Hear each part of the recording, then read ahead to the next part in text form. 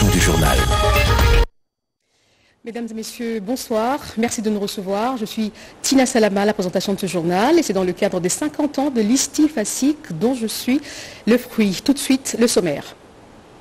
La rentrée scolaire 2023-2024, c'est pour ce lundi prochain déjà. Les parents se démènent pour payer les fournitures scolaires à leurs enfants. C'est donc un reportage d'Anastasie Doumbou que vous allez suivre dans ce journal. Et puis plusieurs infrastructures publiques ont été construites et inaugurées dans le territoire de Béni, au Nord Kivu. C'est dans le cadre du PDL 145 territoires, un programme initié par le chef de l'État.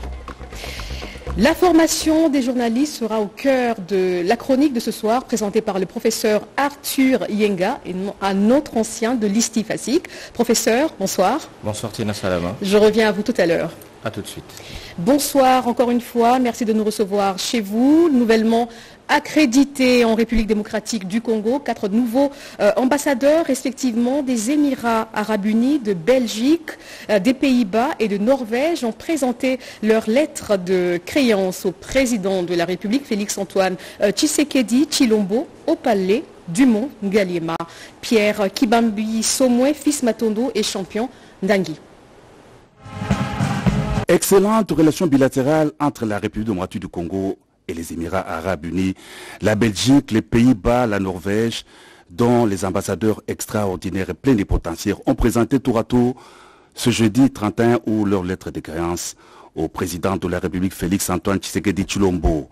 Anwar Othman Barout Al-Barout, ambassadeur des Émirats arabes unis, a été reçu le premier à la paillote présidentielle du Mont Ngaliema par le chef de l'État. Il est détenteur d'un master d'études stratégiques et de sécurité, d'un autre master en sciences de gestion et d'une licence en sciences politiques.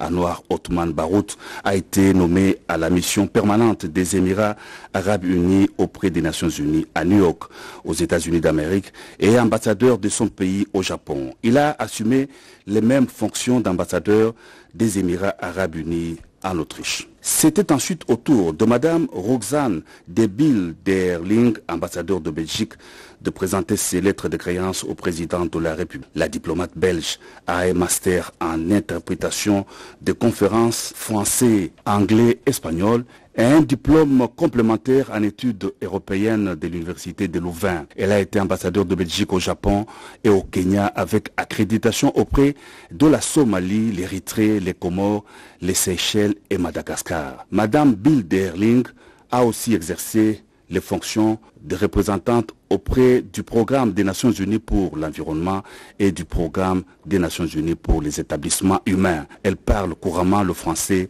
l'anglais, le néerlandais, l'espagnol et a quelques notions de swahili et de japonais. Madame Marianne van der Erden Samoura a été reçue en qualité de nouvelle ambassadeur des Pays-Bas en RDC. Elle possède une maîtrise en histoire, spécialisation histoire économique de l'université Leiden aux Pays-Bas.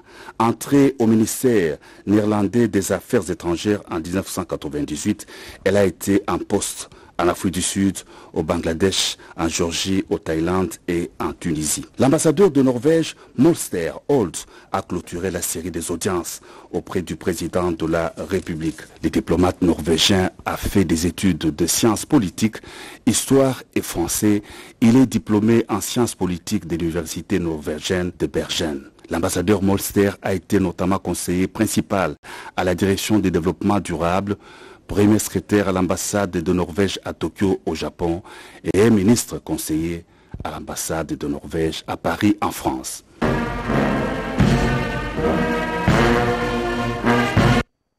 Le président de la République, Félix-Antoine Tshisekedi Tshilombo, a rendu visite à l'enfant Calvin Ikuli Bosekeni ce mercredi 30 avril. C'était à l'hôpital militaire colonel Tchachi où il est interné depuis le mois de juin dernier. Ce patient a reçu les encouragements du président de la République qui a décidé de son transfert à l'étranger pour la suite des soins médicaux. Suivez ce reportage de Rachel Foutou et Coco Molicho. Il est le symbole de joie. Félix-Antoine Tshisekedi Tshilombo incarne en lui l'essence de l'amour et redonne de l'espoir là où il n'y en avait plus. Son cœur aimable et compatissant l'a déplacé de sa résidence le mercredi 30 août pour l'hôpital militaire colonel Tchachi. Le président Félix Tshisekedi a visité l'enfant Calvin Ikuli Bokeseni, hospitalisé depuis plus de 2 mois à l'hôpital militaire Colonel Tchachi pour des soins médicaux adéquats de la tumeur rétinoblastone de l'œil droit, un cancer le plus fréquent chez les enfants. Sous l'impulsion et le financement du président de la République Félix Tshisekedi, Calvin Ikuli a subi l'exérèse de la tumeur après plusieurs examens approfondis. Accueilli à son arrivée par le médecin directeur de ces bâtiments médicaux, quelques autres médecins spécialistes et généralistes, ainsi que tous les personnels, le chef de l'État s'est rendu par la suite dans la chambre VIP où Calvin est interné. Sur place, le président Félix Tshisekedi s'est enquéri de l'état de la situation de ces malades. Le chef de l'État a obtenu tous les rapports médicaux de cet enfant. Le garant de la nation a décidé le transfert de Calvin Ikuli à l'étranger pour la seconde étape de ses soins médicaux au service de la radiothérapie. Nous avons pris en charge l'enfant Calvin à une étape déjà assez avancée de sa tumeur. Dieu soit loué, les examens produits après la chirurgie n'ont pas fait état d'un cancer. Les examens produits tout récemment, les scanners de la tête, de poitrine, de l'abdomen et du bassin n'ont pas montré de métastases. La tumeur s'est arrêtée au niveau de la tête. Nous estimons que le plus vite possible, il faut qu'on prenne un contact avec un service où l'enfant peut être transféré, mais au même moment, nous devons voir comment maintenir son état général. S'il ne peut pas manger par la bouche, mais au moins, on peut lui donner ce que nous appelons l'alimentation parentérale. Donc, pour qu'il se maintienne quand même jusqu'au jour où on pourra le déplacer pour aller là où il peut bénéficier de la radiothérapie. C'est comme ça que nous pensons que si l'enfant peut être transféré dans un service autre, peut-être où ils ont un peu plus d'expérience sur ces types de tumeurs, peut-être qu'il y a encore quelque chose à faire. Très ému par ce geste, le parent de l'enfant a eu des mots justes pour remercier le président de la République. On avait demandé l'aide du président de la République avec l'humanisme, c'est-à-dire l'amour du peuple congolais et de la jeunesse en général. Il a accepté de descendre sur le terrain lui-même pour palper les doigts. Vraiment, nos remerciements sincères, nous adressons ça auprès du président de la République. Interné depuis le mois de juin dernier, sur ordre du père de la nation, Félix Tshisekedi, Calvin Ikuli, âgé de 8 ans, avait, à travers une vidéo sur les réseaux sociaux, lancé un message au chef de l'État de lui venir en aide pour des soins médicaux afin de retrouver la vue. Course à la montre pour les parents à 4 jours de la rentrée scolaire. Faute des moyens financiers, certains n'ont pas pu acheter toutes les fournitures scolaires exigées. Par contre, les prévoyants préparent la rentrée dès la fermeture des écoles. C'est en tout cas la situation décrite dans ce reportage d'Anastasie Doumbou.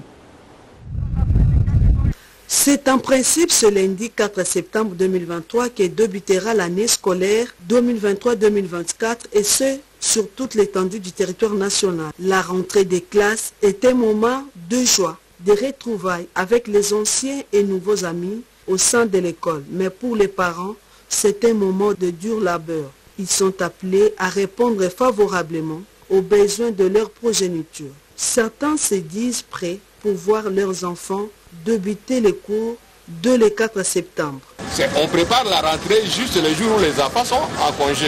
Voilà. Pour un parent responsable qui s'est bien préparé, qui sait que son enfant est en congé, qui doit reprendre le chemin de l'école, doit à tout prix se préparer. Je vais commencer à préparer lentement, même 2 cahiers, même 5 cahiers. Je donne à mon enfant et doit d'abord commencer à partir à l'école. Si l'autre est là, je vais ajouter. Tout est déjà acheté. D'ici lundi, mon fils commence les cours. Pour d'autres, le temps étant dur, ils ne sont pas encore à mesure de procurer à leurs enfants les fournitures scolaires.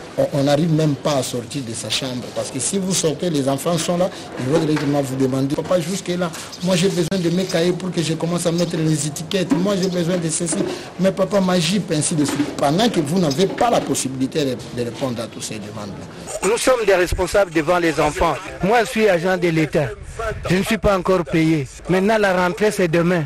Quand vous me posez cette question, je vais répondre comment? Est-ce que les responsables scolaires sont prêts à accueillir les enfants le 4 septembre prochain? Madame la directrice de l'EP1 Kassavoubou déclare que tous sont prêts pour démarrer les cours à la date prévue. Presque tout est déjà fait prêt. Nous avons déjà lancé les inscriptions depuis le 21 août comme prévu dans les calendriers scolaires. Et jusqu'à aujourd'hui, même les inscriptions ont continué à se faire. Preuve en est que nous avons des parents devant vous ici qui continuent à venir inscrire leurs enfants. Le gouvernement congolais est en train de fournir les efforts pour améliorer les systèmes éducatifs dans la formation continue des enseignants et la construction des infrastructures scolaires pour que les enfants étudient dans la quiétude, d'où l'objectif est de matérialiser le programme sur la gratuité de l'enseignement, vision du chef de l'État, Félix Antoine Tshisekedi Tshilombo.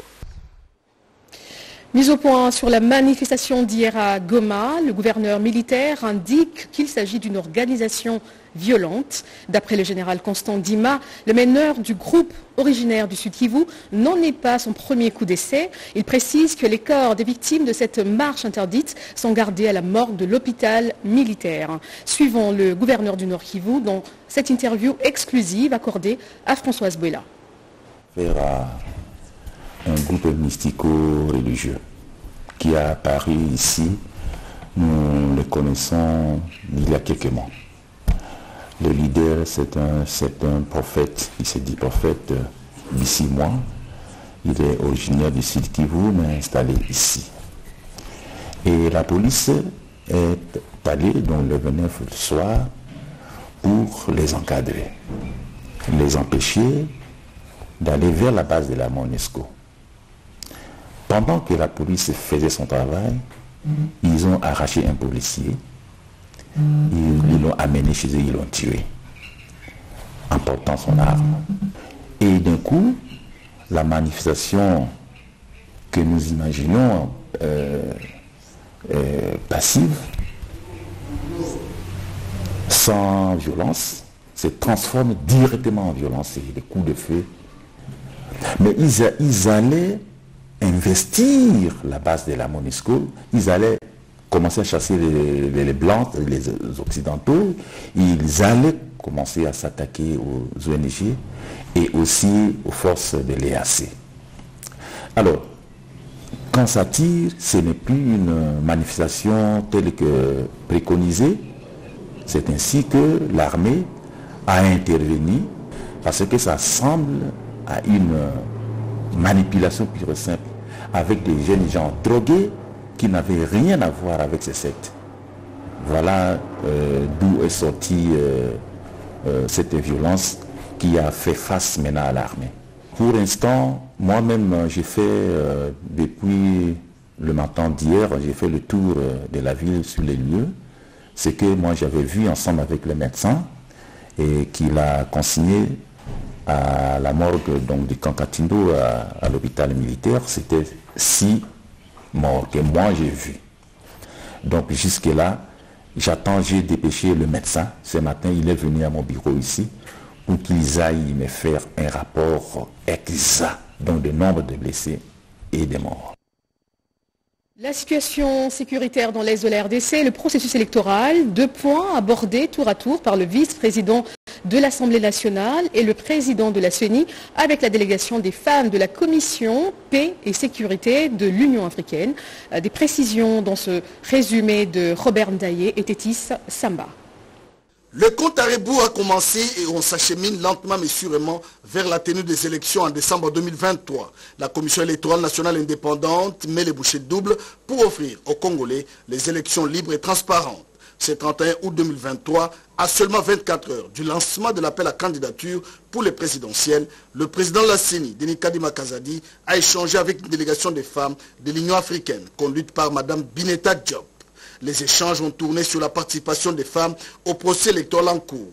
L'envoyé spécial du président Moussa Faki Mahamat a loué les efforts constants que déploie la CENI pour l'inclusivité et le respect du calendrier électoral. Nous avons besoin de la participation des femmes. Parce que qu'est-ce que les femmes font dans ce processus-là? C'est cette crédibilité. Et la CENI joue un rôle très important.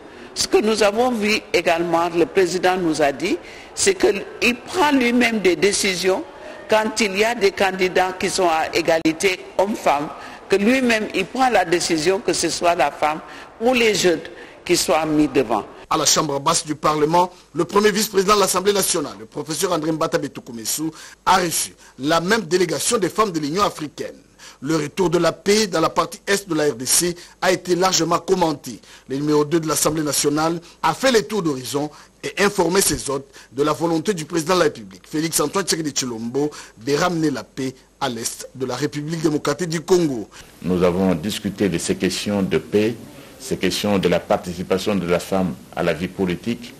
Et d'entrée de jeu, nous avons d'abord expliqué à nos visiteurs, à nos visiteurs, la situation dans laquelle vivent les femmes et les hommes congolais, surtout à l'est de la RDC, où le pays est victime de l'agression rwandaise.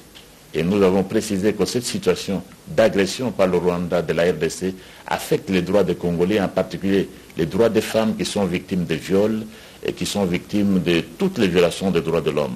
Madame Bineta Diop a informé le premier vice-président de l'Assemblée nationale qu'elle se rendra avec sa délégation à Goma, dans la province du Nord Kivu, pour palper du doigt les conditions de vie des femmes qui payent le lourd prix de la guerre à l'Est imposée par les terroristes du M23.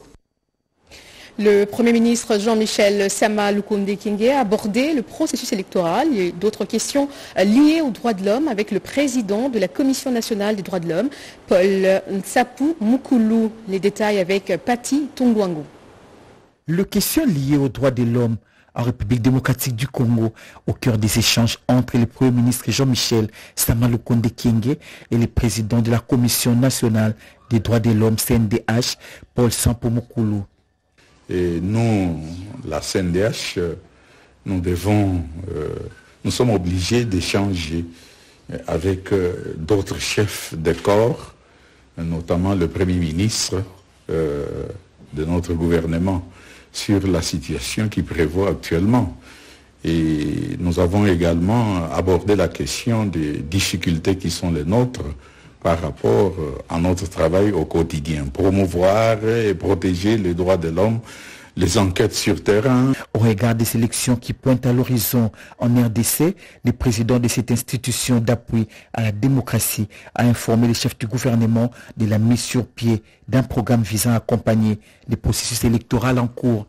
Et nous avons un programme de la CNDH qui concerne cette question importante des élections que nous allons encadrer et dont nous allons rendre de propositions à la nation, à l'opinion, d'ici peu, puisque nous sommes déjà à l'œuvre et nous allons accompagner ce processus.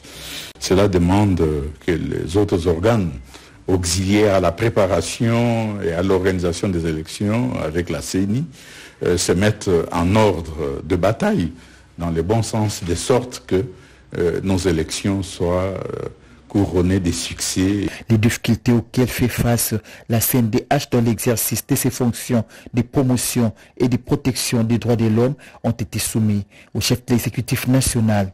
Jean-Michel Sama Lukonde Kyenge a promis à son interlocuteur de s'impliquer pour que les objectifs assignés à cette institution soient atteints. Les stratégies se multiplient pour rendre les femmes compétitives en RDC. Pour ce faire, la ministre du Genre, Enfants et Familles, Mireille Massaingou, vient de lancer 2 sessions de formation. L'une pour renforcer les capacités des candidates aux élections 2023 et l'autre axée sur le coaching des femmes. Yvette Makoutima, Eric Jockey. Elle incarne la politique du gouvernement dans la promotion et protection des droits de la femme. La ministre du Genre, Enfants et Familles, Mireille Massaingou Bibi Mouloko, a pris une part active dans 2 activités sur la promotion de la femme. Tout d'abord, la cérémonie de la session des renforcements des capacités de femmes candidates aux élections de 2023.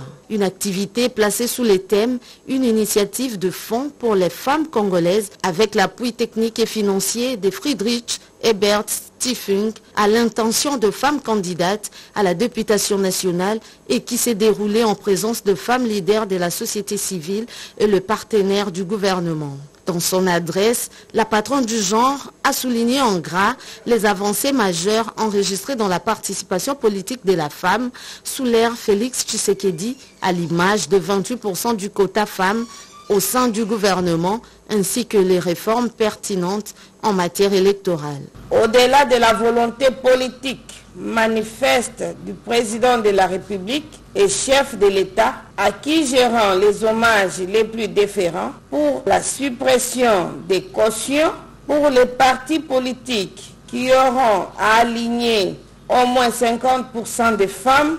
Au Forum Groupe International Coach en Scène, Femmes Spéciales, le rendez-vous annuel de femmes professionnelles, leaders et managers d'Afrique et de la diaspora, Mireille Massangou Bibi Mouloko a insisté sur la réduction des inégalités entre hommes et femmes, ainsi que la promotion de l'investissement féminin en vue de permettre une croissance inclusive en RDC. Pour ces forums de Kinshasa, les délégations sont venues des 3 pays dont l'Afrique du Sud, la République du Congo et la République démocratique du Congo. La séance de prise de photos pour immortaliser l'instant et la visite de produits exposés par les femmes entrepreneurs ont clôturé cette journée sous une bonne ambiance. Alors, comme annoncé dans le sommaire de ce journal, je reçois le professeur Arthur Yenga. Bonsoir. Bonsoir, Tina. Alors, vous êtes professeur, on va dire vous enseignez la méthodologie de recherche, la déontologie, également éthique et droit de la presse. Alors aujourd'hui, professeur, c'est très facile, c'est ce qu'on pense en tout cas, de devenir journaliste. N'importe qui aujourd'hui, s'il a accès aux réseaux sociaux, Internet, YouTube et tout le reste, pense qu'il devient journaliste. Alors, une question que l'on se pose, que je me permets de vous poser ici aujourd'hui, quelle est l'importance de la formation pour un journaliste ? Vous faites bien de parler de l'importance des réseaux sociaux aujourd'hui dans la manière dont les informations sont relayées, diffusées dans le public. Et cela montre l'importance de la formation, parce que c'est grâce à la formation, une formation de qualité, que l'on peut arriver à distinguer nettement un journaliste qui est formé et un journaliste qui n'est pas formé, parce que c'est la formation notamment qui permet d'expliquer aux téléspectateurs, aux lecteurs, aux auditeurs, l'importance des faits sociaux, de pouvoir les interpréter, de pouvoir leur donner du sens. Et c'est là, il faut absolument être dans un circuit de formation où on apprend les techniques, mais aussi on apprend les disciplines scientifiques. Très bien. Alors, une autre question que beaucoup de gens se posent aujourd'hui, professeur, face au changement, on va dire, de la société avec sa digitalisation, la mondialisation, où en gros, on va dire, nous sommes aujourd'hui à l'ère du numérique. Alors, quelle formation, finalement, serait adéquate aux journalistes ? Quelle formation leur donner ? C'est vrai que la société change et dans les domaines de l'information et de la communication, les mutations sont encore beaucoup plus rapides. Et cela nous donne, à nous qui sommes opérateurs de formation, de pédagogues, l'obligation de nous adapter. Parce que sinon alors la formation serait en décalage avec les réalités du travail professionnel, d'où dans la formation nous devons faire cet effort d'être au diapason pour respecter les normes techniques, mais en même temps les sciences évoluent.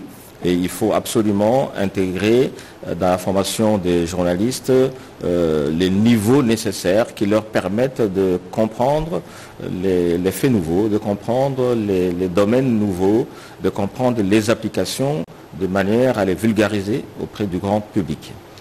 Alors, quelque chose de très important, professeur, venez de le dire, augmenter le niveau, aussi nous adapter, c'est ce que vous dites. Alors aujourd'hui, on va dire, nous sommes en train de célébrer les 50 ans de l'ISTIFASIC.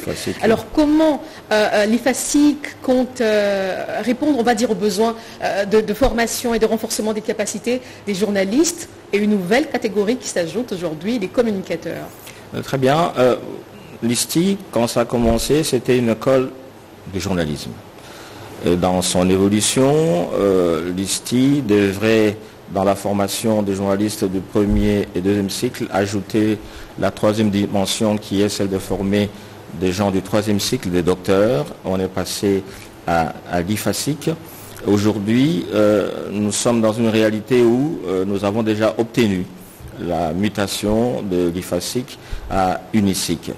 Qu'est-ce qu'il y a de nouveau dans ce changement d'institut facultaire à l'université, c'est que nous partons d'une université, on était une université parce on formait jusqu'au doctorat, mais simplement nous étions limités à une seule faculté. Désormais, nous nous étendons, nous avons 4 facultés et 12 départements. Les principales facultés, donc c'est la faculté de presse, information, journalisme, la faculté de communication stratégique des organisations, donc relations publiques, la faculté de communication, éducation et développement, donc l'ancienne communication sociale, et surtout aussi la 4e faculté, la faculté d'information technique et documentaire, donc la bibliothéconomie. Alors là-dedans, nous voulons mettre l'accent sur quoi? C'est que la société se complexifie, se diversifie. Au-delà de l'information au sens strict du terme, nous devons former aussi des communicateurs. Par exemple, aujourd'hui, on est en train de fêter les 50 ans de l'IFASIC. C'est ce que nous avons fait. Nous avons formé des professionnels des médias. Vous en êtes les produits. Nous en sommes tous les produits. Mais demain, je crois que dans les 50 ans qui vont arriver, nous devons former des cadres qui vont essayer de répondre à tous les besoins de communication de la société. Donc, nous allons essayer de lier les aspects liés au journalisme, à l'information, mais aussi les aspects liés à la communication. Je prends simplement quelques exemples pour que les gens comprennent l'importance de cette mutation.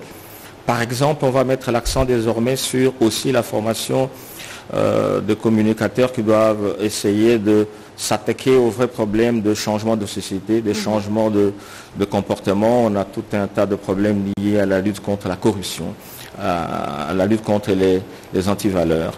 On a besoin de former des vrais agents de développement dans la communication. On parlait là de développement des 145 territoires. Eh bien, il faut des communicateurs qui accompagnent cette sensibilisation, cette promotion. On doit aussi former des gens sur les changements de mentalité, en termes d'éveiller la conscience patriotique, le civisme, parce qu'on a besoin de bons citoyens et tout ça. On doit former tous ces cadres-là. Voilà les prochains défis de notre société. Voilà, professeur Arthur Yenga, vous enseignez la méthodologie de recherche, déontologie, éthique et droit de la presse. Merci d'être venu sur ce plateau. C'est moi qui vous remercie. Et on dit bon vent et longue vie à notre alma mater. Merci beaucoup. IFASIC. Oui. Augmenter le nombre des juges à la Cour commune d'arbitrage, c'est l'une des recommandations issues de la 55e rencontre du Conseil des ministres de la justice de l'OHADA, des assises clôturées hier à Kinshasa. Un reportage d'Anita Luamba et d'Eki Kionsa. À la clôture de la 55e session des travaux du Conseil des ministres des pays membres de l'OHADA, plusieurs recommandations ont été formulées. Au cours de ces assises, la ministre d'État, ministre de la Justice et garde des Sceaux, a noté avec joie que les travaux ont permis d'examiner des sujets cruciaux tels que la révision de l'acte uniforme portant organisation des procédures simplifiées de recouvrement et des voies d'exécution, l'état de la modification du traité OHADA, le processus d'élaboration du statut des juges de la Cour commune de justice et d'arbitrage de l'OHADA, la redynamisation du système d'arbitrage et le processus de recrutement du personnel de notre organisation. Au nom de son Excellence Félix Antoine Tshisekedi Tshilombo, président de la République démocratique du Congo, chef de l'État, permettez-moi de vous dire combien le gouvernement de la République démocratique du Congo est satisfait des conclusions auxquelles ont abouti nos travaux. Nous avons eu des discussions franches et constructives et je suis persuadé que les résultats de cette session contribueront à renforcer l'OHADA en tant qu'acteur clé de l'harmonisation du droit des affaires sur notre continent.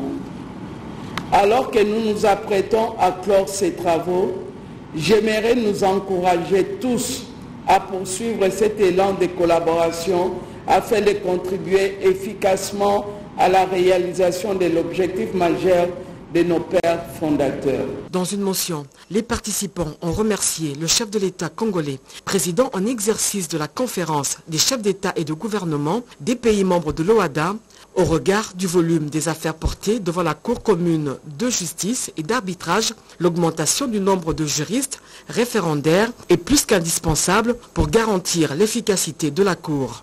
Il a été recommandé au Conseil des ministres de porter le nombre des juristes référendaires de 3 à 6 en tenant compte de la soutenabilité budgétaire et envisager l'organisation d'un colloque international et de la tenue d'une audience foraine à Kinshasa.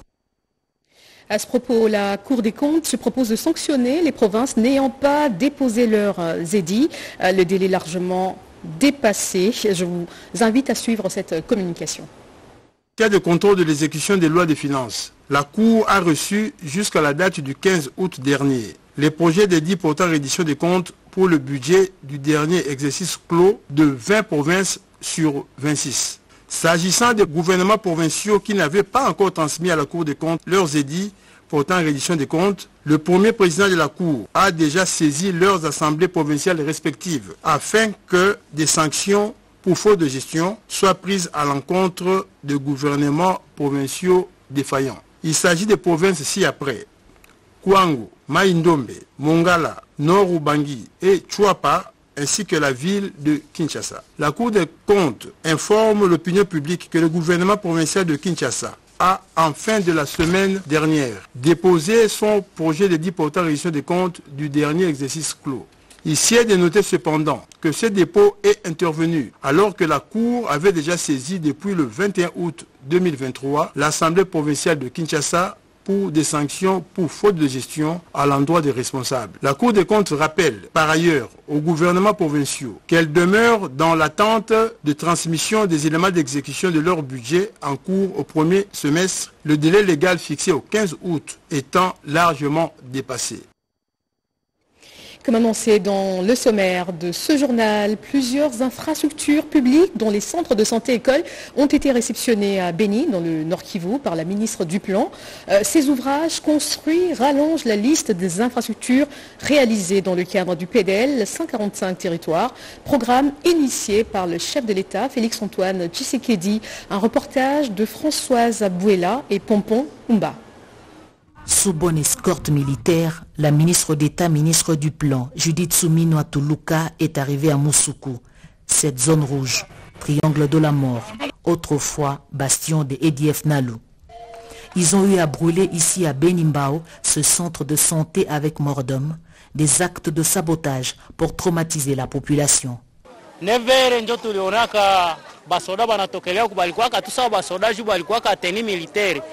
Après quelques minutes, maere moi hivi ndio bakakuya balitokelea kanjia tu ya yulu bakakuya bakalunguza tu hôpital tukastoka hôpital Saro. Grâce au PDL 145 territoires, un nouveau centre de santé est érigé, preuve que le pays est résilient. Cette infrastructure symbolise l'autorité de l'État.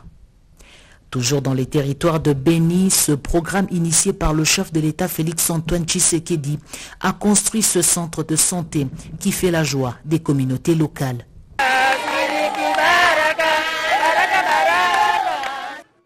Dans la commune de Isha est construit le centre de santé Pakanza. Le personnel est très ému.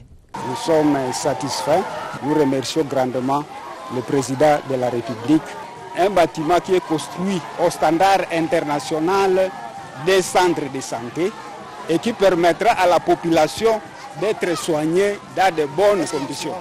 Coupure du ruban, visite du bâtiment, la patronne du plan recommande le bon usage de cet édifice public. Ces ouvrages viennent corriger les disparités sociales entre milieux ruraux et urbains dans un contexte marqué par l'insécurité au Nord Kivu, province sous état de siège, a précisé Judith Suminwa après avoir visité cette école primaire Kitoo. Je suis venue pour vraiment apporter ce message de la part du président de la République, Félix-Antoine Tshisekedi Tshilombo, et il a voulu mettre ce centre pour la population, pour montrer comment il vous tient à cœur et comment votre situation ici, il veut vraiment qu'on arrive à avoir la paix. Le territoire de Béni compte plus d'1 million d'habitants et 5 communes rurales. Le PDL 145 territoires est supervisé par le BCECO. En société, le cercle de la nouvelle génération consciente s'est élargi. Plus de 1000 membres ont confirmé leur adhésion au sein de cette plateforme. C'était dans la commune de Kimbanseke. D'autres détails dans ce commentaire de Cédric Kemima. Des cellules de base, le nombre augmente. Les cas de la commune de Kimbantseke où la nouvelle génération consciente a enregistré 1882 membres répartis dans 35 cellules. La NOGECO se met donc en ordre de bataille pour le scrutin à venir à travers cette opération d'identification. Voilà près d'un mois que cela a commencé. Une opération menée par Victor Boussokou, qui du reste a procédé sur place à l'installation d'un nouveau comité. Aujourd'hui, nous sommes venus clôturer notre passage, celui d'identification des cellules de base spécialisées au sein des amis de Victor Boussokou et à la NOGECO. Nous sommes en train de préparer toujours notre cap vers les élections de 2023. Nous n'avons qu'un seul candidat présidentiel au sein de notre plateforme l'Union Sacrée qui est le président de la République, Félix Antoine Tshisekedi. Vient ensuite l'étape de l'association Mikondo. Nous sommes dans la même commune de Kimbantseke où le secrétaire exécutif de la NOGECO s'est soumis au même exercice. 420 membres enregistrés sur les 8 cellules. Et ce, avant d'installer un comité provisoire dans l'optique de redynamiser les activités à la base. Parlons religion à présent. Des Bibles traduites en 7 langues locales ont été distribuées aujourd'hui aux témoins de Jéhovah. C'était au stade des martyrs de Kinshasa. C'était donc à l'issue des 3 jours des assemblées régionales organisées à travers le monde. Suivez ce reportage de Jacques Mégy et Olivier Makiessé. Brothers and sisters, we are delighted to be with you here in Congo. Ils ont convergé au stade des martyrs de la Pentecôte dans la ville de Kinshasa et dans 52 autres sites en République démocratique du Congo et au Congo-Brazzaville pour suivre simultanément les programmes spirituels de leur assemblée régionale ayant pour thème « Soyons patients ». 3 temps forts ont marqué cette assemblée régionale de 3 jours, organisée dans le monde entier en plus de 500 langues. D'abord, la présentation par Mark Sanderson, membre du collège central de témoins de Jéhovah, de la Bible en lingala, traduction du Monde Nouveau révisé, et l'apparition de la même version de la Bible en Kisonge et Kinande. Quelques livres de la Bible ont été aussi traduits en Kituba, Urund, Kipende et Alour. La plus heureuse des nouvelles, c'est d'avoir la Bible en lingala, traduction du Monde Nouveau. Et cette traduction va nous aider et aider aussi notre territoire pour bien comprendre la parole de Dieu facilement, pour que ça puisse rentrer dans notre cœur. Ensuite, s'en suivra au 2e jour le baptême de 1377 nouveaux témoins de Jéhovah, dont les plus jeunes ayant 10 ans et les plus vieux 81 ans. J'ai choisi de me faire baptiser parce que j'ai trouvé que Jéhovah c'était un vrai Dieu après avoir étudié la Bible. J'ai envie de servir Jéhovah. Je suis très joyeux moi, très heureux vraiment. Enfin, un film émouvant intitulé « Laisse Jéhovah tracer ton chemin » qui a démontré qu'il faut attendre patiemment Jéhovah en période de rudes épreuves.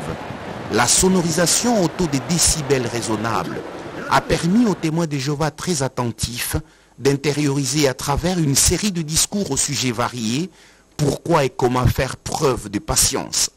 Ce qui m'a plus intéressé, c'est cette qualité ici qui est la patience que nous avons examinée lors de cette assemblée. Et j'ai compris que c'est une qualité que je dois manifester, surtout en prédication, quand nous prêchons les gens la bonne nouvelle. Parfois, les gens n'acceptent pas facilement. Ce n'est pas parce qu'ils sont méchants. Et moi, je pars avec la détermination d'exercer plus de patience en tant que mari. Parce que c'est vrai, certaines fois, on est un peu différent avec ma femme, donc ça demande vraiment de la patience pour apprendre à mieux la connaître et apprendre même avec certains défauts que j'ai et qu'elle est là, de pouvoir faire preuve de patience pour être un bon couple chrétien.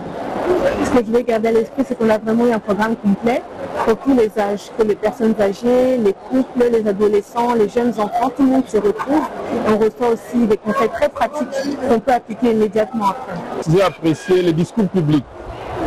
Dans ce discours, il a été dit clairement et de façon simple que Jéhovah Dieu, en tant que créateur, il répond à nos prières. Donc nous devons continuer à prier et à persévérer dans la prière. Au terme de ces festins spirituels et ayant bravé la condition météorologique hostile, plus de 75 000 témoins de Jéhovah au stade des martyrs rentrent plus que déterminés à cultiver davantage la patience, à l'instar de leur Dieu Jéhovah et de son Fils Jésus-Christ. La possibilité d'investir en RDC était au centre de l'entretien entre le ministre congolais du commerce extérieur et les opérateurs économiques coréens des secteurs agricoles et miniers. La délégation a été conduite par l'ambassadeur de la Corée du Sud en RDC. Eddie Chela pour le reportage. Une délégation d'une vingtaine d'opérateurs économiques sud-coréens séjourne à Kinshasa où le climat des affaires est en train de passer du rouge au vert. Ils sont des secteurs miniers et agricoles et désirent investir en RDC. L'ambassadeur de Corée du Sud en RDC, Cho Jae-chel, a conduit cette délégation qui est à sa tête Jung Kim, envoyé spécial du ministre sud-coréen des Affaires étrangères. Avec le ministre du Commerce extérieur, Jean-Lucien Boussa-Tongboa, l'entretien s'est focalisé sur la possibilité d'accroissement des échanges commerciaux entre la RDC et le pays du matin calme.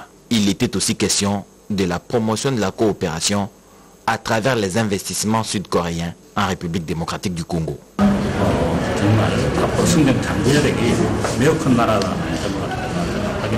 Nous avons un peu confirmé les secteurs, les potentialités de coopération bilatérale parce qu'on sait très bien que la RDC est dotée de nombreuses ressources minières et puis la population congolaise est très jeune. Donc cela signifie que la potentialité de développement de la RDC est très forte. Donc c'est ce que nous avons vérifié pendant cet entretien. Ici où l'on gère la balance commerciale de la RDC, l'on veille à tout ce qui pourrait contribuer à la rendre positive. Et le ministre du Commerce extérieur scrute toutes les possibilités. L'autorité de régulation de l'aviation civile veut se conformer aux exigences de l'OACI. Pour ce faire, une formation a été organisée à l'intention des OPJ et la DGA de cet organe, Natacha Emanuela Bolombo, participe successivement à Madrid au sommet sur les femmes dans l'aviation civile et à une réunion à Washington. D'ici, Dada Chabani nous en dit long. L'autorité de l'aviation civile a pour mission régalienne d'éveiller au respect des normes internationales applicables au domaine de l'aviation civile, et ce, en conformité avec les dispositions de l'OACI et d'autres instruments juridiques nationaux et internationaux ratifiés par la RDC dans les domaines de l'aviation civile. Cette entreprise publique est dotée des officiers de police judiciaire. Ces OPJ suivent un séminaire de renforcement des capacités ouvert par le directeur général adjoint de l'autorité de régulation de l'aviation civile, Natacha Emanuela Bolombo. Le numéro 2 de cette entreprise publique a rappelé aux OPJ les biens fondés de cette formation qui leur permettra d'être outillés sur les tâches de supervision des audits du système de sécurité et de sûreté de l'aviation civile, des exigences des instruments juridiques nationaux et internationaux ratifiés par la RDC et aussi de mener des enquêtes sur les accidents des aéronefs et les incidents dans le domaine de l'aviation civile.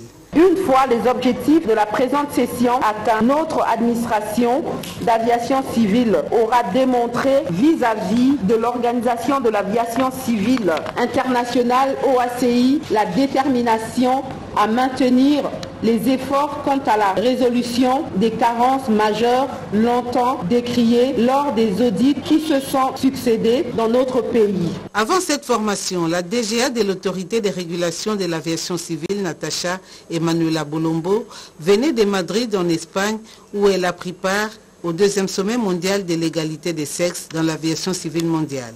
À Washington, elle a représenté son entreprise à la réunion de la conférence des Nations Unies sur le commerce et le développement NUCED. L'Alliance des nationalistes pour un Congo émergent peaufine des stratégies pour rafler des sièges aux échéances électorales de décembre 2023. C'était au tour de l'autorité de cette formation politique, Norbert Basengezi Kantitima, dans la salle de conférence de la cathédrale du centenaire protestant. Paulette Lomba, Fiston Moumama.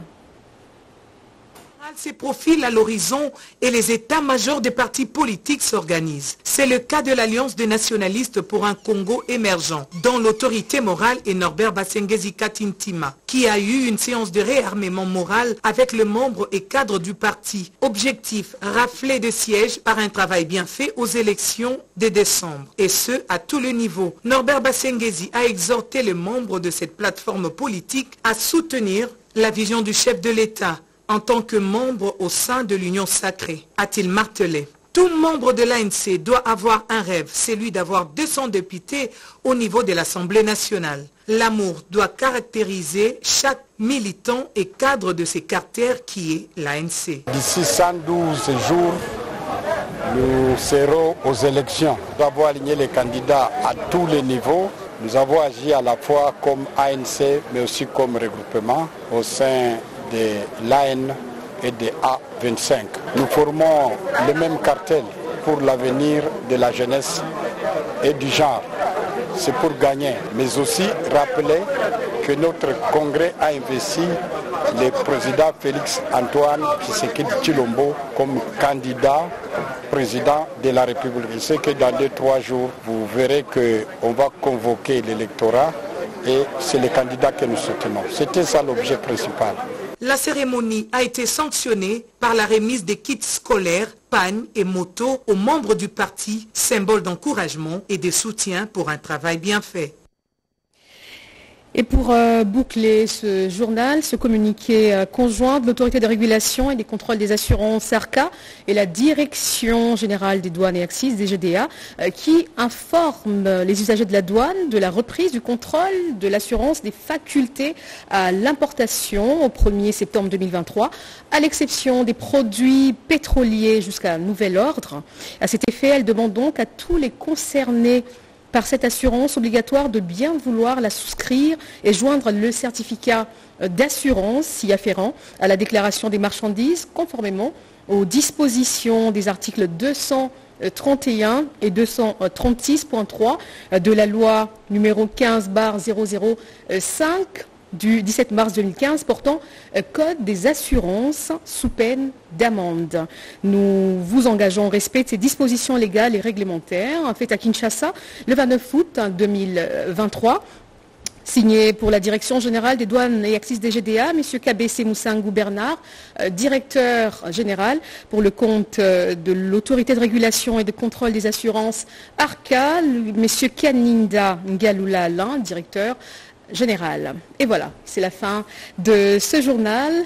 Pour terminer en tout cas, j'en profite pour remercier le directeur général de la RTNC, Madame Sylvie Elengue, pour cette très belle opportunité. Et voilà, je remercie également toute l'équipe rédactionnelle qui m'a aidé pour cette édition. Messieurs Nézim Moukandila, Madame Fifi Moukundi, Diane Balaka. Merci à tous pour votre particulière attention. À bientôt.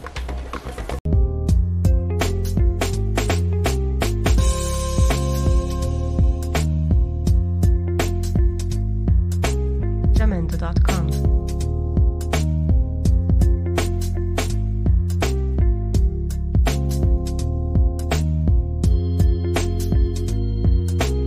Jamendo.com.